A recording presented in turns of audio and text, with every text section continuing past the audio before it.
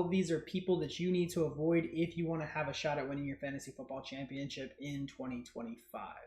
So in your fantasy football drafts, every round there's going to be at least one, sometimes two picks that I would consider to be like landmines, where if you pick these players, I think they have the potential to blow up your fantasy football season and potentially, especially in the first 5 rounds like what I'm going to talk about, pretty much derail and ruin your season. All right, so going into round 1 for a guy who I've already made an entire video about and why I think he may be the worst pick in fantasy football. Unfortunately, at pick number 7, that is going to be Ashton Jeanty. He's going as the RB number 4 by ADP. The biggest issue that I have is number 1, I do not think this scoring offense for the Raiders is going to be that great. I think next season they're projected to be number 27 out of 32 teams, so they're going to be a bottom 10 scoring offense. I've made a video about that as well. So when it comes to bottom 10 scoring offenses, I want to avoid. When it comes to taking rookie wide receivers or rookie running backs this high in drafts, I want to avoid them as well. Again, percentage-wise, he has about a 23% chance to pay off as a running back 6 or higher. He now is going as running back 4. So since I made that video, he's moved up even more, which is absolutely insane. Ashton Jeanty is going to be a fine football player. He's going to be a fine running back for the Raiders. If he was going as running back 11, 10, or 9, maybe even 8, I'd be way more comfortable because he has about a 60% chance of hitting as a top 10 running back in fantasy football in his rookie season. I'm willing to take that better than 50% chance. But him going as a running back 4 is just way too high. Pick 7 is way too high. These first round picks and even second round picks are guys you have to nail. I'm not saying Ashton Jeanty's not going to be great. I'm not saying that he's not going to be special. I'm not saying that he's not going to have a great career. What I am saying is you taking him at running back 4 is way too spicy. It's way too high. It's going to be very unrealistic for him to pay off this draft spot. Okay, say he finishes as the RB1 or RB2. Are you really getting that good of a value on him? If he was going as the RB9, 10, like I already said, or 11, and he became the RB2 or RB3 or RB1, dude, you smashed. But for him to only move up 2, 3 spots, it's not going to be that dramatic, and it is not going to be someone who I think is going to pay off. You could take Derrick Henry going picks after him. Again, it just doesn't make sense to me. I would avoid him in fantasy football at this ADP. So in round 2, it is going to be at pick number 16. It's going to be Brock Bowers. Again, this is just like Ashton Jeanty. It's not about his potential. It's not about his upside. It's not about how good of a player he is. It's about where he's being drafted. He's being drafted almost an entire round before Trey McBride. When you look at these two players, there's not almost an entire round gap in him.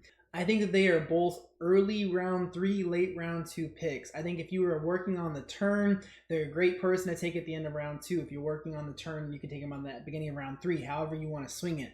The biggest thing is that that's where they should be going because you should be able to take another player at another position in your drafts before taking a tight end. It would be ideal for you to have a running back, wide receiver, whatever. Whatever combination you want, it would make more sense for you to have 2 players before taking a tight end that early so that you have some more depth and some more talent in your draft. If you're playing in a tight end premium league, then sure, take Brock Bowers, take Trey McBride, take him in the first round. I don't care, depending on how much the premium actually is. But in leagues that have half PPR or PPR scoring, taking him this high just does not make any sense. You're taking him as a fringe round 1 pick. He's going at pick 16. He was going even higher at the beginning of the summer. Again, this is not an indictment on Brock Bowers as a player or what he's going to do next season.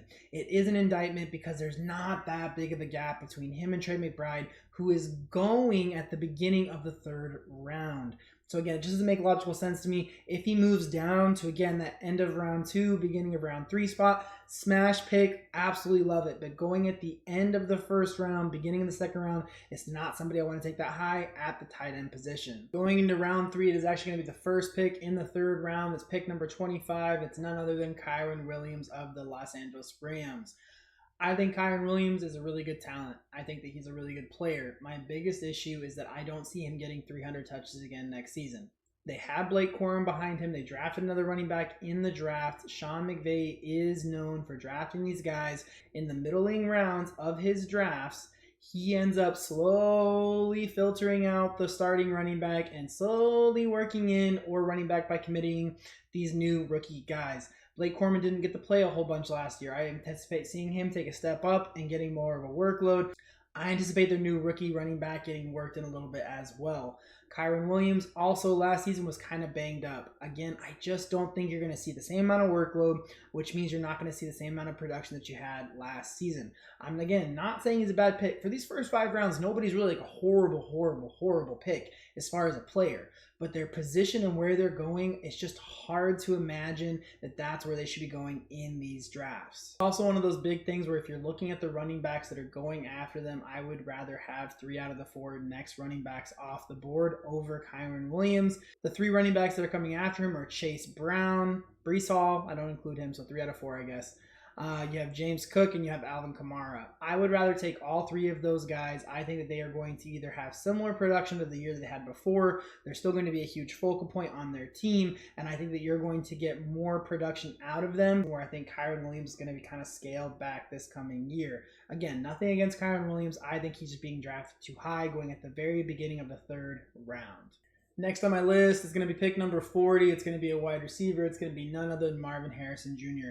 I have been banging the drum on get off the Marvin Harrison Jr. train, and I'm going to bang it at least one more time before the season starts, and that's going to be right now. Marvin Harrison Jr. is going as the wide receiver 19. Okay, so you say wide receiver 19, it's not too bad. Well, what I'm going to tell you is he's not the first receiving option on his team. He's not the first read option on his team. It's going to be Trey McBride again. You cannot tell me that Trey McBride is going at the beginning of the 3rd round, and that means that he's an elite tight end. He's a big target earner for his team. But then also have Marvin Harrison Jr. this high as well. It just doesn't make logical sense. There's only so many targets to go around. You can't honestly tell me that last season you were that impressed with Kyler Murray and his production. I don't think you can look at Kyler Murray's profile and expect for him to take a really dramatic step up next season. Last year, Marvin Harrison Jr. was a disappointment. What I really think is happening, what I really think is going on. So if you're new to fantasy football, this is very important for you because you probably don't know what happened last season. What happened last season? People overdrafted Marvin Harrison Jr. They had him at the end of the 1st round, beginning of the 2nd round. He was one of the highest drafted rookie wide receivers of all time in fantasy football. He did not hit, he did not perform at the level that they expected him to, especially for that draft capital. So they got upset. They got frustrated. So what are they going to do? This coming season, they got to salvage. They got to salvage their pages. They got to salvage their social medias. They got to salvage their own egos to themselves and their league mates by saying, you know what? I took him again. I took Marvin Harrison again. Look, he hit this year. He hit. He was a top 12 wide receiver in the NFL. See, I was just a year early on him. Okay, well, the problem is they're never going to get to say that. That's why they're ranking him. That's why they're drafting him so high, is because they got to cover up their own egos to some extent. Again, the truth. We're talking about the truth here. It's not going to happen. He's not going to be that guy. I will eat crow on this if I'm wrong, and by the end of the season, he's a top 15 wide receiver in fantasy football, but it's not going to happen. He does not need to be going this high. This is an indictment on Marvin Harrison Jr. and his situation, where with the previous 3 picks, it's not as much. But with him, it actually is. He is a landmine. He will blow up your team again. I know we're in the 4th round, so it's not as critical to hit, but why take a risk and take a stretch on a guy who's not even the first read option on his team? So in the 5th round, at pick 53, it's going to be Patrick Mahomes at QB number 6. When it comes to fantasy production for the last 2 seasons, Patrick Mahomes has not been the same guy that he was the previous years before that. And he continues to get baked in as a top 5, 6, 7 quarterback in fantasy football year after year after year. I keep hearing people say, oh, I don't want to not draft him and he's a top 5, top 4 guy.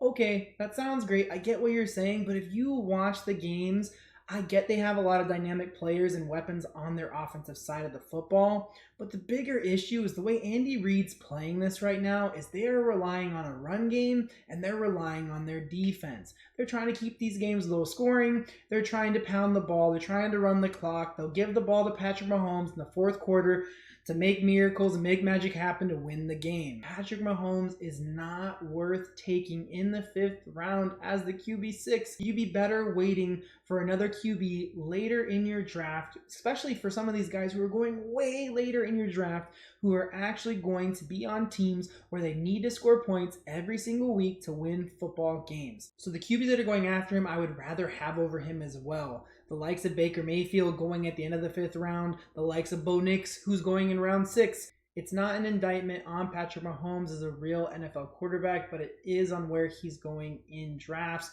because of what he's done in the past and also because of the name value that he brings. So people are going to continue to draft him way too high and continue to waste a pick this early on a QB who's not going to live up to where they're being drafted. All right, so there are my 5 fantasy football landmine picks through the first 5 rounds. Hopefully this video helps you get just a little bit closer to winning your fantasy football championship in 2025.